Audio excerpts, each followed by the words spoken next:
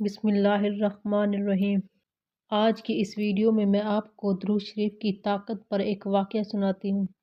ایک مرتبہ حضرت شیخ ابو شیلی رحمۃ اللہ فرماتے ہیں، میں نے خواب میں ایک شخص کو دیکھا جس کا چہرہ چمک رہا تھا، لباس نورانی تھا۔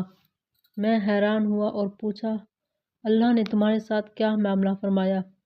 وہ شخص روتے ہوئے بولا، میرے اعمال بہت زیادہ نہ تھے، نہ لمبی نمازیں تھیں، نہ بڑے صدقے تھے۔ میں ڈرا ہوا تھا، میرا انجام کیا ہوگا؟ پھر اس نے کہا، لیکن ایک عمل ایسا تھا جسے میں نے کبھی نہیں چھوڑا۔ شیخ فرماتے ہیں، وہ شخص کہنے لگا، میں جب بھی نبی صلی اللہ علیہ وسلم کا نام سنتا دل بے اختیار ہو جاتا۔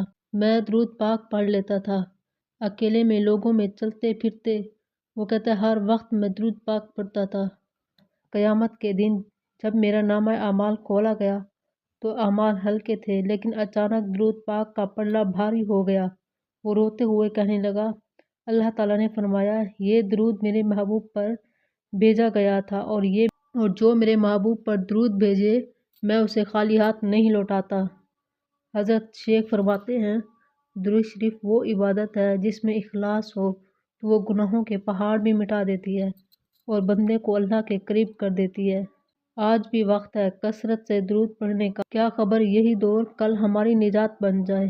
اللہم صلی علی محمد و علی آل محمد۔